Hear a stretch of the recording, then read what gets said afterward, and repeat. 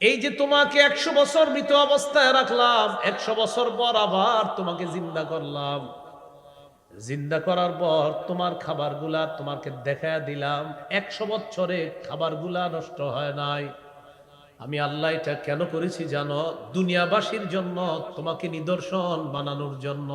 আমি আল্লাহ 100 বছর মৃত রাইখা আবার জিন্দা করলাম, মানুষ যেন বুঝতে পারে কিয়ামতের ময়দানে আমি আল্লাহ মানুষকে আবার জিন্দা করব, এতে কোনো সন্দেহ নাই। তোমাকে দিয়ে দুনিয়াবাসীর কাছে আমি একটা প্রমাণ হিসাবে রেখে দিলাম, মানুষ যেন বুঝে আমি তাদেরকে আবার জিন্দা করব। তোমাকে জিন্দা করলাম ওয়ালিনাজআলাকা আয়াতাল লিন্নাস, আমি তোমাকে মানুষের জন্য নিদর্শন বানিয়েছি, এজন্য এটা করেছি। এবার আল্লাহ বলেন ওয়ানজুর ইলাল ইযাম, অস্থিগুলার দিকে তাকাও, ঘোড়ার হাড্ডিগুলা পচে গলে যে মাটির সাথে মিশে গেছে এগুলার দিকে তাকাও। তো তাকাইছে, তাকানোর পর দেখে ঘোড়াটা নাই, গাদাটা নাই, এই গাদা মরে পচে গলে গাদার হাড্ডিগুলা মাটির সাথে মিশে গেছে। তা আল্লাহ তাআলা বললেন হাড্ডির দিকে তাকান, আপনি তাকাইছে, কাইফা নুনশিজুহা, আল্লাহ তাআলা বলেন দেখো এখন আমি কিভাবে কাইফা নুনশিজুহা এটা পুনরুত্থান করি, আবার উত্থিত করি। সুম্মা নাকসুহা লাহমা, আমি আল্লাহ ওই হাড্ডির উপর আবার গোশত এটার মধ্যে প্রবেশ করায়া দেই, গোস্তের পোশাক পরায়া দেই। আল্লাহ বলেন এই পুরাতন হাড্ডির মধ্যে গোস্তের পোশাক পরায়া দিয়া দেখেন 100 বছর আগের ওই গাধা আমি আবার কিভাবে জিন্দা করলাম। এটা করার পর আল্লাহ বললেন তাবায়্যানা লাহু ক্বালা আ'লামু আন্নাল্লাহা আলা কুল্লি শাইইন কাদির, যখন তার কাছে স্পষ্ট হয়ে গেল যে আসলে আল্লাহ তাআলা জিন্দা করেন, আল্লাহ তাআলা মৃতকে আবার জীবিত করা এটা আল্লাহর কাছে কোনো ব্যাপার না, তখন তিনি বললেন আমি বুঝতে পেরেছি আল্লাহ সকল কিছুর উপর ক্ষমতাবান, আমি জানি আল্লাহ তাআলা সব কিছুর উপর ক্ষমতাবান। এখন কথা হলো এই ব্যক্তিটা কে, যে ব্যক্তির সাথে এটা ঘটনা ঘটছে? কোরআন এই ব্যক্তি সম্পর্কে কিছু বলে নাই। আর ওই এলাকাটা যে এলাকায় ধ্বংসের ঘটনাগুলো ঘটছে এটা কোন এলাকা এই ব্যাপারে কোরআনও স্পষ্ট কিছু বলে নাই। মুফাসসিরিনে কেরাম গবেষণা করে বলেন এই ব্যক্তিটা হলো উজাইর আলাইহিস সালাম। কোন নবী? অথবা আরমিয়া, একজন নবী আছে, কি নাম? আরমিয়া। উজাইর নবী অথবা আরমিয়া নবী এই ব্যক্তিটা। আর এলাকাটা কোন এলাকা? মুফাসসিরিনে কেরাম এবং ঐতিহাসিকগণ গবেষণা করে বলেন এলাকাটা হলো বাইতুল মুকাদ্দাসের একটা এলাকা। কোন জায়গা? বাইতুল মুকাদ্দাসের একটা এলাকা। তাহলে বলেন তো মৃত্যুর পর আবার পুনরুত্থান করবে, জীবিত করবে, এই ক্ষমতা কার? এটা আল্লাহ বুঝাইলেন যে আমি আল্লাহ চাইলে সব করতে পারি। 100 বছর একটা মানুষকে মৃত রেখে আবার জিন্দা করলেন, জিন্দা করার পর আল্লাহ বললেন কত বছর মৃত অবস্থায় কাটাইলেন? তিনি বললেন একদিন বা আধা দিন। আল্লাহ বললেন না, 100 বছর কাটিয়েছেন। কোন কোন জান্নাতীর অবস্থা হবে এমন, তাদেরকে আল্লাহ যখন কিয়ামতের ময়দানে পুনরুত্থান করবে আল্লাহ বলবে কতদিন তুমি কাটিয়েছো? তার কাছে মনে হবে এই পুরো সময়টা একদিন বা আধা দিন। এত সহজে তার জীবনের ওই বর্জকের জীবনটা আল্লাহ কাটায় দিল। এই গেল 259 নম্বর আয়াত। সূরা বাকারার 260 নম্বর আয়াতে আল্লাহ তাআলা বলেন وَإِذْ قَالَ إِبْرَاهِيمُ رَبِّ أَرِنِي كَيْفَ تُحْيِي الْمَوْتَى قَالَ أَوَلَمْ تُؤْمِنْ قَالَ بَلَى وَلَكِنْ لِيَطْمَئِنَّ قَلْبِي। এবার আল্লাহ তাআলা আরেকটা আলোচনা করতেছে, আল্লাহ যে মৃতকে জিন্দা করেন এর আরেকটা দৃষ্টান্ত। ইব্রাহিম আলাইহিস সালাতু ওয়াস সালাম একদিন বললেন আল্লাহ আমার একটু দেখান আপনি কিভাবে মৃতকে জিন্দা করেন। আল্লাহ বলেন আপনি কি বিশ্বাস করেন না? ইব্রাহিম নবী বললেন আল্লাহ বিশ্বাস তো করি, তবে অন্তরের প্রশান্তির জন্য আমি একটু দেখতে চাই আপনি কিভাবে মৃতকে আবার জিন্দা করেন। আল্লাহ তাআলা বললেন 4টা পাখি ধরেন আপনি। 4টি পাখি ধরার পর এই 4টি পাখি আপনি বশ করেন, যেভাবে আমরা পাখি বশ করি, কবুতর বশ করে না? ইব্রাহিম নবীকে বললেন এই 4টি পাখি বশ করবেন, করার পর এই 4টি পাখি আপনি টুকরা টুকরা করবেন, করার পর বিভিন্ন পাহাড়ের মধ্যে আপনি পাখির টুকরাগুলা রেখে দিবেন। টুকরা রেখে দেওয়ার পর এই টুকরাগুলা কোন পাখির টুকরা এটাও আপনার জানা নাই। 4টা পাখি একসাথে টুকরা টুকরা করলে কোনটা কোন পাখির টুকরা এটা আপনার জানা নাই। 4 টুকরা করার পর 4টা পাহাড়ের মধ্যে এক একটা টুকরা আপনি রেখে দিবেন। আল্লাহ তাআলা বলেন, ইব্রাহিম এবার যখন আপনি পাখিগুলাকে ডাক দিবেন, তাদের নাম নিয়ে ডাক দেওয়ার পর আলাদা আলাদা পাহাড় থেকে প্রত্যেকটা পাখির আলাদা আলাদা টুকরাগুলা একত্রিত হয়ে যাওয়ার পর পাখি রূপে আবার আপনার সামনে উপস্থিত হয়ে যাবে। আপনি 4টা পাখি ধরেন, বশ করেন। তো এটা আল্লাহ বলেন, وَإِذْ قَالَ إِبْرَاهِيمُ رَبِّ أَرِنِي كَيْفَ تُحْيِي الْمَوْتَى قَالَ أَوَلَمْ تُؤْمِنْ قَالَ بَلَى। ওই সময়কে স্মরণ করুন যখন ইব্রাহিম নবী বললেন, রব্বি আরিনি কাইফা তুহিল মাউতা, আমার রব আমাকে আপনি দেখান কিভাবে আপনি মৃতদেরকে জিন্দা করেন। আল্লাহ তাআলা বললেন, ক্বালা আওয়ালাম তুমিন, ইব্রাহিম আপনি কি বিশ্বাস করেন না? ইব্রাহিম নবী জবাব দিলেন, ক্বালা বালা, বিশ্বাস করি রব, ওয়ালাকিন লিয়াতমাইন্না কলবি, তবে আমার অন্তরের প্রশান্তির জন্য বিষয়টা আমি জানতে চাই। আল্লাহ বললেন, ক্বালা ফাখুজ আরবাআতাম মিনাত তায়রি ফাসুরহুন্না ইলাইকা, 4টা পাখি ধরেন, ধরার পর এই 4 পাখি আপনি বশে আনেন, বশ করেন। সুম্মা জাআল আলা কুল্লি জাবালিন মিনহুন্না জুজআ, এই 4 পাখি টুকরা টুকরা করার পর পাখিগুলা টুকরাগুলা আলাদা আলাদা পাহাড়ের মধ্যে আপনি রেখে দেন। এরপর সুম্মা দুউহুন্না, পাখিগুলাকে আপনি ডাক দেন, ইয়াতিনাকা সায়া, পাখিগুলা সবগুলা একত্রিত হয়ে ওই টুকরাগুলা আলাদা আলাদা পাহাড় থেকে একত্রিত হওয়ার পর আপনি দেখবেন আপনার সামনে দৌড়াইতে দৌড়াইতে পাখিগুলা উপস্থিত হয়ে যায়। ওয়ালাম, জেনে রাখেন, আন্নাল্লাহা আজিজুন হাকীম, নবী আপনি জানেন আল্লাহ তাআলা আজিজ মহাপরাক্রমশালী, হাকিম আল্লাহ তাআলা মহাপ্রজ্ঞাময়। এখন এইখানে একটা কথা, মৃতকে আবার জিন্দা করবে কে? বলেন বলেন কে? কোনো সন্দেহ আছে? বলেন আমার সাথে, এই কথায় সন্দেহ রাখা যাবে না, সংশয়ও রাখা যাবে না। সন্দেহ আর সংশয় কোনটা? সংশয় মানে হতেও পারে নাও হতে পারে, এটা হলো সংশয়। এই ব্যাপারে আল্লাহ তাআলা 25 নম্বর পারার 20 নম্বর পৃষ্ঠায় এই সংশয়বাদী আকীদা সম্পর্কে আল্লাহ তাআলা বলেন, কিছু মানুষ আছে এমন, যেই মানুষগুলা আল্লাহ তাআলার কুদরত, আল্লাহ যে আবার জিন্দা করবে, কিয়ামত যে হবে, তখন তারা বলে যে কিয়ামত হবে, আবার মানুষকে পুনরুত্থান করবে, মৃতকে জিন্দা করবে, এটা আপনি বিশ্বাস করেন? তখন তারা বলে হতেও পারে নাও হতে পারে। কিছু মানুষ এরকম কথা বলে, এটা হলো সংশয়বাদী আকীদা। আমাদের আকীদা হলো নিশ্চিত আমরা মারা যাব, আমাদের আকীদা হলো নিশ্চিত আমাদেরকে আল্লাহ পুনরুত্থান করবেন, আবার আল্লাহ আমাদেরকে পুনরুত্থান করবেন, এটার মধ্যে আমাদের কোনো সন্দেহ নাই। তাহলে ইব্রাহিম নবী কেন বলছে? অন্তরের প্রশান্তির জন্য। উনি কি বিশ্বাস করে না? নাউজুবিল্লাহ, না, উনি বিশ্বাস করে, তবে উনি বলছে আল্লাহ অন্তরটারে একটু শান্তি দিতাম, এই জন্য আপনার কাছে দেখতে চাইছি। এখন আল্লাহ তাআলা কি বলে দেখেন, সূরা জাসিয়া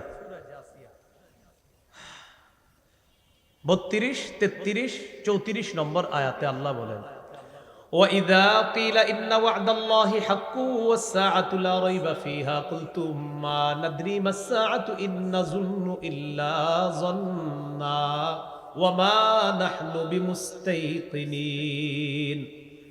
আল্লাহ তাআলা বলেন, কিছু মানুষ আছে এমন, যাদেরকে যখন বলা হয় ইন্না ওয়াদাল্লাহি হক, আল্লাহর ওয়াদা সত্য, ওয়াসসাআতু লা রাইবা ফিহা, কিয়ামত আসবে এতে কোনো সন্দেহ নাই, কিয়ামত হওয়ার পর আল্লাহ আবার মানুষকে পুনরুত্থান করবে, এতে কোনো সন্দেহ নাই।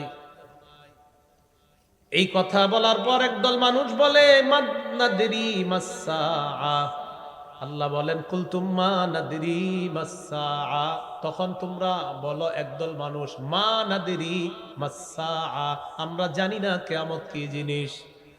ইন্না যুন্নু ইল্লা যন্নাও ওয়া মা নাহনু বিমুস্তাইকিনিন, আমরা শুধু ধারণা রাখি, আমরা শুধু কল্পনা করি, হতেও পারে নাও হতে পারে, শুধু ধারণা রাখি। ওয়া মা নাহনু বিমুস্তাইকিনিন, তবে নিশ্চিতভাবে বিশ্বাস করি না যে কিয়ামত হবে। নাউজুবিল্লাহ বলুন। এটা হলো সংশয়বাদী আকীদা। কিন্তু আমাদের আকীদা কি? কিয়ামত হবে, এটা নিশ্চিত না আমরা? নিশ্চিতভাবে বিশ্বাস করি। এবার আল্লাহ তাআলা বলেন ওয়াবাদালাহুম সাইয়্যাতু মা আমিলু ওয়া হাকা বিহিম মা কানু বিহি ইস্তাহজিউন।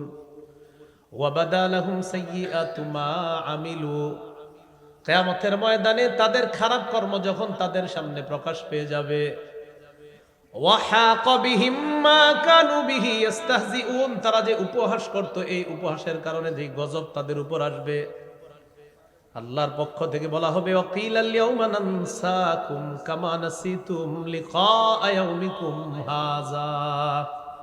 আল্লাহ বলবেন আজ আমি তোমাদেরকে ভুলে যাব যেমন তোমরা এই দিনটাকে ভুলে গিয়েছ। তোমরা যেমন আজকের দিনটা ভুলে গিয়েছ, আমি আল্লাহ তোমাদেরকে ভুলে যাব। সর্বশেষ আল্লাহ বলেন ওয়া মাওয়াকুমুন নার, তোমাদের ঠিকানা হলো জাহান্নাম। ওয়ামা লাকুম মিন নাসিরিন, তোমাদের কোনো সাহায্যকারী নাই। এরপরের আয়াতে আল্লাহ বলেন জানোনি এটা কেন? যালিকুম বিআন্নাকুম ইত্তাখাযতুম আয়াতিল্লাহি হুজুয়া, এটা এই কারণে তোমরা আল্লাহর আয়াতগুলা নিদর্শনগুলাকে উপহাসের পাত্র বানিয়েছো। ওয়াগাররাতকুমুল হায়াতুদ দুনিয়া, পার্থিব জীবন তোমাদেরকে ধোঁকা দিয়েছে। ফাল্যাউমা লা ইখরাজুনা মিনহা ওয়ালা হুম ইউস্তাআতাবুন, আল্লাহ বলেন আজ তাদেরকে জাহান্নাম থেকে বের করা হবে না। ওয়ালা হুম ইউস্তাআতাবুন, আর তাদেরকে কোনো ওজর আপত্তি পেশ করার কোনো সুযোগও দেওয়া হবে না যে আল্লাহ আমরা একটু আপনার কাছে চাই, আমাদের একটু আরামের সুযোগ দেন, আমরা একটু বিশ্রাম নিতে চাই, আল্লাহ অনেক ক্লান্ত হয়ে গেছি, একটু সুযোগ দেন। আল্লাহ বলে সুযোগ দেওয়া হবে না। এখন আসেন বলেন তো, ইব্রাহিম নবী যে বলছে আল্লাহ আপনি আমাকে দেখান কিভাবে মৃতকে জিন্দা করেন, এটা কি ওনার সন্দেহ? উনি নিশ্চিত জানে আল্লাহ মৃতকে জীবিত করেন, তবে উনি বলছেন ওয়ালাকিন লিয়াতমাইন্না কলবি, অন্তরের প্রশান্তির জন্য আল্লাহ এটা শুধু আপনার কাছে এটা জানতে চেয়েছি, অন্তরের প্রশান্তির জন্য। এখন আসেন ঈমান এবং ইয়াকিনের সাথে যেন আমরা মৃত্যুবরণ করতে পারি। ইয়াকিন কি? যে আমার মৃত্যু হবে, কিয়ামত হবে, আবার পুনরুত্থান করবে, এটা আমার ইয়াকিন থাকতে হবে। এই জন্য খুব বেশি পরিমাণে একটা জিকির বাড়াই দিতে হবে, সেটা হলো বলেন লা ইলাহা ইল্লাল্লাহ। কি বলি তো? ইল্লাল্লাহ, এটা খুব বেশি পরিমাণে বাড়াইতে হবে। তিরমিজির বর্ণনা ৩৫৯২ নম্বর হাদিস।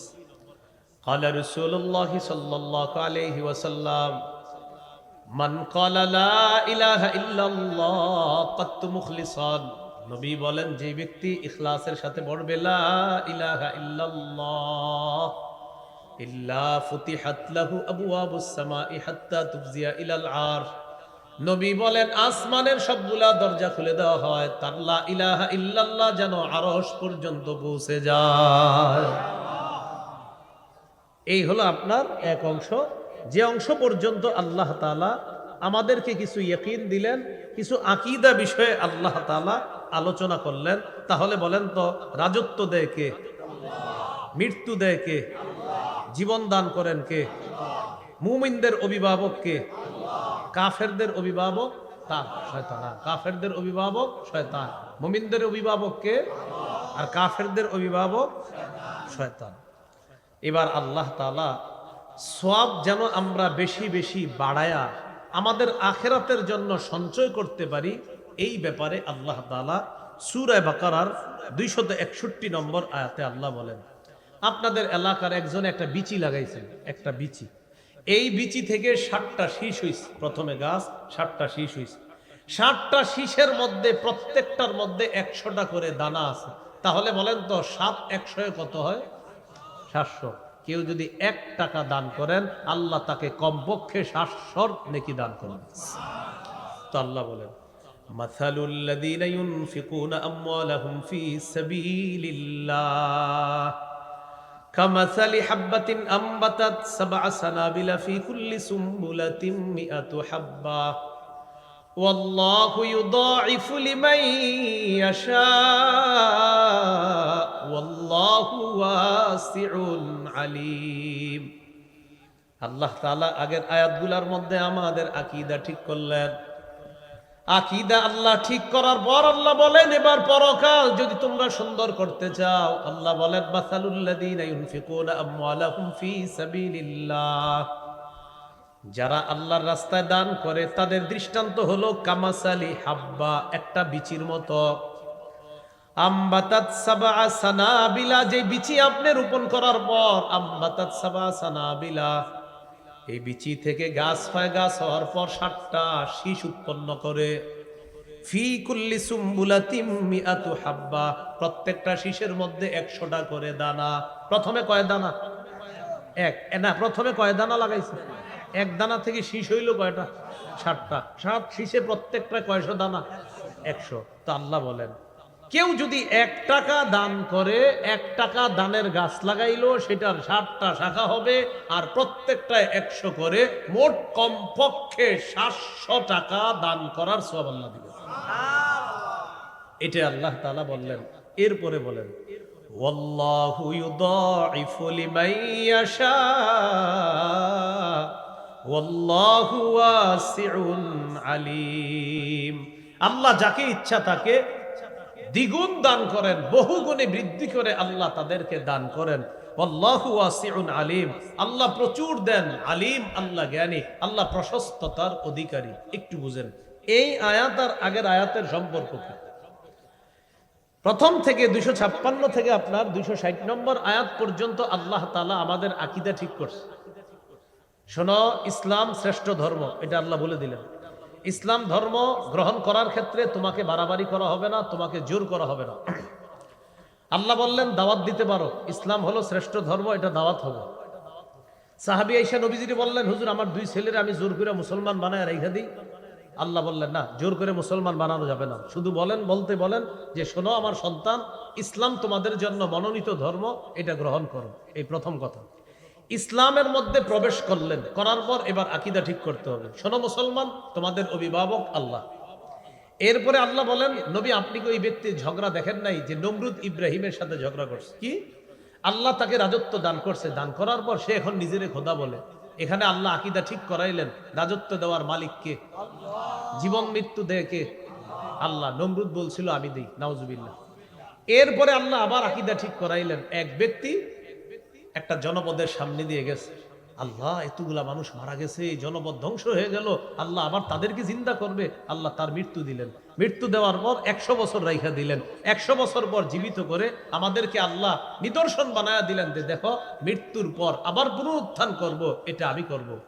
এরপরে আল্লাহ আবার দৃষ্টান্ত দিলেন, ইব্রাহিম নবীরে বললেন 4টা পাখি ধরেন, ধরার পর টুকরা টুকরা করে বিভিন্ন পাহাড়ের মধ্যে রাইখা দেন, নাম ধরে ডাক দিবেন, পাখিগুলার টুকরাগুলা আলাদা আলাদা জায়গা থেকে টুকরা একত্রিত হয়ে যেই যেই পাখি ছিল আপনার, ওই পাখির রূপে আপনার সামনে ফিরে আসবে। এখানে আকীদা ঠিক করলেন। এবার বলেন ইসলাম, বলেন ইসলাম, ঈমান। তাহলে ইসলামে প্রবেশ করলেন, প্রবেশ করার পর এবার আপনার আকীদা ঠিক হতে হবে, হ্যাঁ আল্লাহই রাজত্ব দেয়, আল্লাহই জীবন দেয়, আল্লাহই মৃত্যু দেয়। আকীদা ঠিক করলেন, করার পর আল্লাহ বলেন পরকালে যে যাইবা, যাওয়ার জন্য কিছু সঞ্চয় তোমরা দুনিয়াতে থাকতেই করবা। এই ব্যাপারে আল্লাহ একটা দৃষ্টান্ত দিলেন যে দান করা আল্লাহর রাস্তায়। এখানে দান করা যারা উদ্দেশ্য কি? সদকা হতে পারে, যাকাতও হতে পারে। যাকাতের ব্যাপারে উলামায়ে কেরাম বলেন যে এখানে দান করা দ্বারা 1 নাম্বার উদ্দেশ্য হবে যাকাত। কি হবে বলেন তো? মানে সদকা। বলেন কি? সদকা। এখন এখানে যাকাতের কথা আপনার কেন আনলেন? যাকাতের কথাটা এই কারণে আনছে, কিছু মানুষ আছে দুনিয়াতে যাকাত দেয় কিন্তু পুরোপুরি দেয় না। 1 লক্ষ টাকা যাকাত আসছে, উনি 30,000 টাকায় শাড়ি আর লুঙ্গি কিনা দিয়ে দিছে, বাকি রইল কত? 70,000। ফেসবুকে আবার স্ট্যাটাস দেয়, আজকে গরিবদের মাঝে আমার যাকাতের টাকাগুলো বন্টন করে নিজেকে একটু হালকা অনুভব হচ্ছে। এটা ফেসবুকে স্ট্যাটাস দিতেছে, দিছে কয় হাজারের, রয়ে গেছে কত? যদি জানেন তাহলে কমেন্ট করে দিবেন, হ্যাঁ প্রিয় ভাই, বাকি 70 লিখে দিবেন। তো আপনাদেরকে এইভাবে কমেন্ট করে, তাও আবার কি জাকাতের শাড়ি আর লুঙ্গি দিছে, তাও ওই দোকান থেকে কিনে দিছে যেই দোকানের সামনে লেখা থাকে এখানে জাকাতের লুঙ্গি ও শাড়ি পাওয়া যায় 260 টাকা। আগে ছিল 260 টাকা, কমন 260 টাকা ছিল, এখন বাড়তে পারে। একদম 10 বছর আগে ছিল 160 টাকা। এটা কেন জানি 50 হয় না, 60 হয়। তো এইভাবে তো দেওয়ার পর এখন ওনার 70 বাকি। রাসূলুল্লাহ সাল্লাল্লাহু আলাইহি সাল্লাম বলেন, কিয়ামতের ময়দানে যারা যাকাত দেয় নাই, কোন ময়দানে? হ্যাঁ, আবার আকীদা ঠিক করেন, কিয়ামত হবে এখানে কি আমাদের সংশয় না নিশ্চিত? হ্যাঁ, সংশয় না নিশ্চিত? মরার পর জীবিত করবে, সংশয় না নিশ্চিত? এখন কিয়ামতের ময়দানে রাসূল সাল্লাল্লাহু আলাইহি সাল্লাম বলেন, এক শ্রেণীর মানুষ হবে এমন, যাদের অবস্থা হবে এমন যে তাদের কপালের মধ্যে লন্ডি করে যে কাপড় ইস্ত্রি এরকম একটা কিছু বানানো হবে, বানিয়ে তাদের কপাল পার্শ্ব পিছনে সেক দেওয়া হবে। এই পাত দিয়ে যখন সেক দেওয়া চলতে থাকবে, নবীজি বলেন এটা কিয়ামতের ময়দানে হবে, এর মিটারটা হবে একদিন। কয়দিন? তাহলে তো বেশি দিন না। কয়দিন? নবীজি বলেন একদিনের পরিমাণ 50,000 বছরের সমান।